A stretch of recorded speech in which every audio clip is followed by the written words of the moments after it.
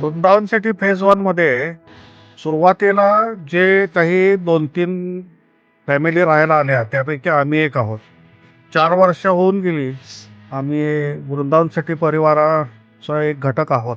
चांगल्या प्रकारचं काम, चांगल्या प्रकारची सोसायटी उभी केलेली आहे आणि उभी करून विक्री झाल्यानंतर त्यांची जबाबदारी संपली. अशा पद्धतीनं त्यांचा या सोसायटीकडे बघण्याचा दृष्टिकोन नाही.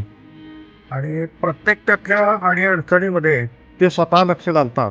अडचणी दूर कशा होतील, लोकांना सुविधा जास्तीत जास्त कशा मिळू शकतील, हे स्वतः लक्ष देऊन आणि ते पूर्तता करायचा नेहमी अगदी मनापासून प्रयत्न करतात. नमस्कार, मी सौ शिंगणापूरकर. इथे फ्लॅट घेताना आमचा एकच दृष्टिकोन होता की अगदी हायवे लगत आहे. पण नंतर इथे राहायला आल्यावरती मात्र एक इथल्या ज्या काही ॲम्युनिटीज वगैरे दिलेल्या आहेत, त्या खूपच चांगल्या आहेत.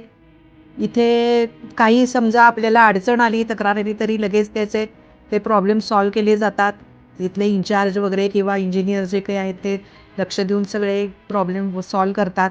आणि इथं विशेषतः वृद्धांना आणि लहान मुलांना सुद्धा अगदी सेफ आहे, सुरक्षित आहे.